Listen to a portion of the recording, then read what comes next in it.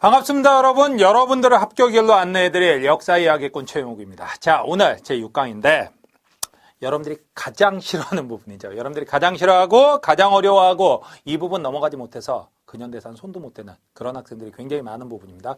붕당 정치에 대해서 오늘 설명을 드릴 거예요. 자, 붕당 정치에 대해서 설명을 드릴 건데 어렵지 않습니다. 실제로 이 부분은 내용 자체가 워낙 까다로운 부분이기 때문에 어렵지 않다라고 금방 또 까다롭다라고 하죠. 자, 까다로운 부분이기 때문에 문제 자체는 쉽게 내요. 쉽게 내도 여러분들이 감당이 안 되는 부분이 이거예요. 그래갖고 제가 오늘 시키는 대로 여러분들이 무조건 따라오셔야 됩니다. 시키는 대로. 자, 어떻게 할 것이냐. 첫 번째 나오는 거. 여러분들 다른 거 아닙니다. 자, 제일 먼저 해야 될 일은 들고 있는 펜 내려놓으세요. 종이도 접으세요. 그냥 아주 가장 편안한 자세로 여러분들 화면만 바라보면서 그냥 저를 봐주십시오. 지금부터는 절대로 쓰시면 안 됩니다. 이거 쓰면 오히려 여러분들 헷갈려요. 알겠죠? 자, 무엇을 할 것이냐. 오늘의 주제 여러분들 다른 게 아니라 바로 붕당 정치에 대해서 설명을 드릴 겁니다. 사화라는 거 여러분들 바로 정강이었으니까 기억을 하실 거예요. 사화는 누구하고 누구의 싸움이었다. 훈구 대 사림의 싸움이었다. 하지만 결과적으로 4대 4와 겪고 그 이후에 훈구가 점차 사라지면서 선조 때 가면서 누가 이제 사림이 주도권을 완전히 장악합니다. 그러더니 지네끼리 싸우기 시작해요. 그래서 어떻게 싸우느냐. 여러분들 제일 먼저 갈라진 건 자, 사림이 이렇게 갈라집니다. 선조 때 갈라지는데 선조 때 갈라졌던 이유가 바로 무엇이냐. 제일 먼저는 선조 때 갈라집니다. 자, 동인대 서인으로 갈라져요. 동인대 서인? 이거 왜 갈라졌는데? 쓰지 말라고 여러분들 말씀드렸어요. 쓸데없이 쓰지 마십시오. 자, 갈라진 이유 여러분들 알려드릴게요. 바로 여기의 이유는 이조전락 문제랑 자, 척신정치 문제라고 얘기를 합니다. 이조전락 문제랑 척신정치 문제라니 이게 도대체 무슨 얘기냐? 여러분들 어려운 얘기니까 그냥 쓰려고 하지 써놓는다라고 여러분들 이해되는 게 아니에요. 자, 동인의 대표적인 사람은 누구냐면 여러분들 김효원이라는 사람이 있었어요. 그리고 서인의 대표적인 사람은 심의겸이라는 사람이 있었는데 이 심씨 집안이 장난 아닌 집안입니다. 왕비족 중에 하나예요. 왕비를 대대손손 내는 집안 중에 하나입니다. 자, 그런데 김효원은 당시 아주 아직 과거 시험에 시험 보기 전부터 아주 천재라고 이름 높은 선비라고 유명했었어요. 그리고 과거 시험을 봐서 이 사람이 합격을 했고 이 사람한테 주어진 직책이 이조전랑이라는 직책이 돼요. 이조전랑의 직책이 무슨 직책인지 여러분들 조금 알아두셔야 됩니다. 이조전랑은 직책은 별로 안 높아요. 그런데 이 직책이 왜 끝내주느냐?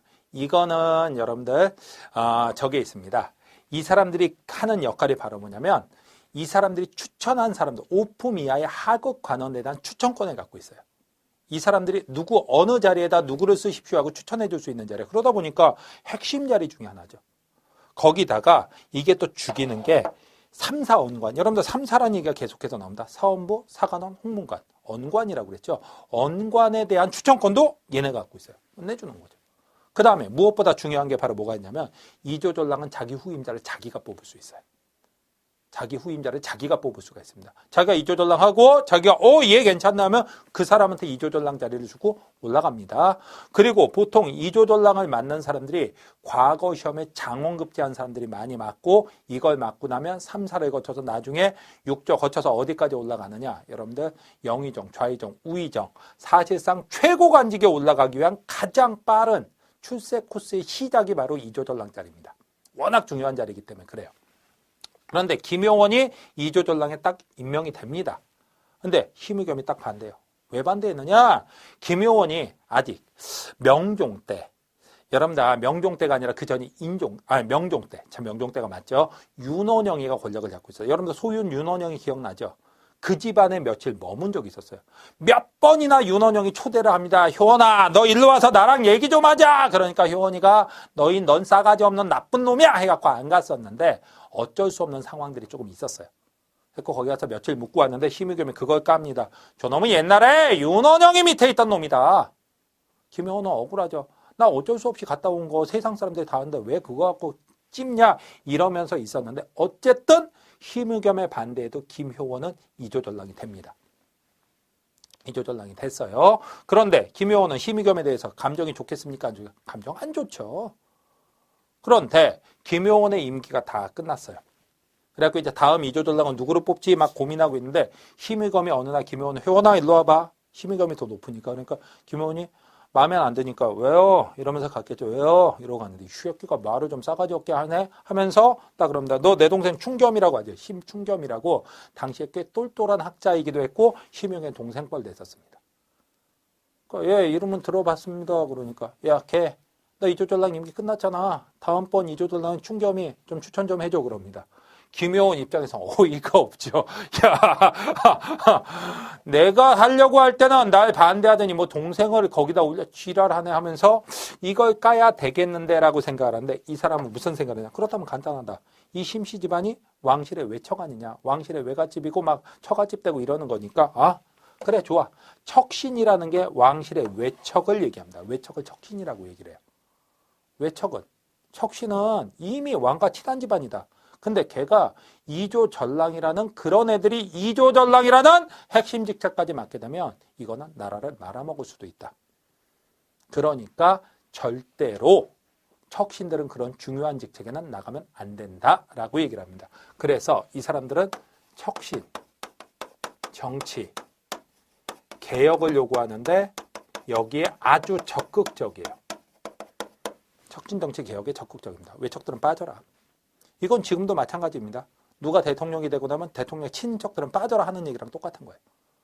그에 비해서 이쪽은 서인 쪽에서는 그건 뭔 소리냐. 애가 똘똘하면 해도 되는 거지. 그런 것 때문에 제안을 두는 건 역차별이다. 이러면서 반대합니다. 척신 정치 개혁에 소극적인 사람들이에요.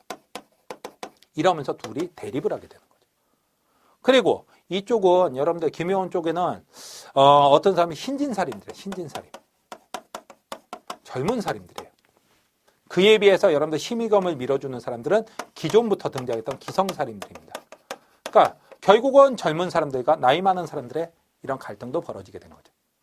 이렇게 된다. 그러면서 처음 선조 때 갈라진 게 여러분들 동인과 서인으로 갈라집니다.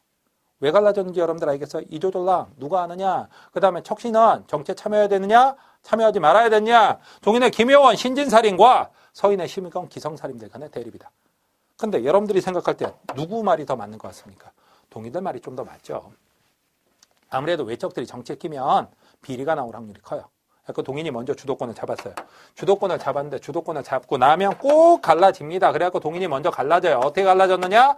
북인과 남인으로 갈라지게 돼요. 자, 북인과 남인으로 갈라지게 되는데 갈라지게 된 이유는 바로 무엇이었냐? 다른 게 아니었습니다. 이때 이유는 바로 정여린 모반 사건, 기초곡사라고 하는데 일단 정여린 모반 사건으로만 알아두십시오. 이 정여린 모반 사건을 정리한 인물이 바로 정철이라는 인물이에요. 자, 이것도 여러분들 살짝 얘기를 좀 알고 넘어가는 게 편합니다. 정여립은 원래가 이의 제자입니다. 근데 원래 이황, 서경덕, 그 다음에 조식 계열은 동인 쪽에 들어가고 그 다음에 이의 계열은 서인 쪽에 가야 돼요.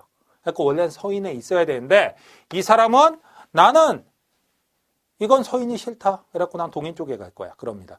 사람이 원래 솔직히 적보다 더 미운 새끼가 바로 배신자입니다. 그죠? 우리가 일제시대를 얘기한다면 일본 놈들보다 쪽발이들보다 더 미운 게 바로 누가 될까? 친일파 놈들이 더 미운 거예요. 알겠죠? 그러니까 이 서인 쪽에서 보면 정철은 배신자예요. 아니 정철이 배신. 큰일 날 뻔했다. 역사 왜곡할 뻔했습니다. 정여립이 배신자입니다. 근데 정여립이 대동계라는 걸 만들었고 여러 가지 활동을 했는데 이게 반역죄로 얽힙니다. 실제로 반역을 했는지 안 했는지 몰라요.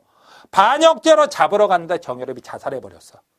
그 정확하게 죄명은 밝혀지지 않았습니다. 근데 그때 조사관이 바로 누구였냐면 정철이었어요.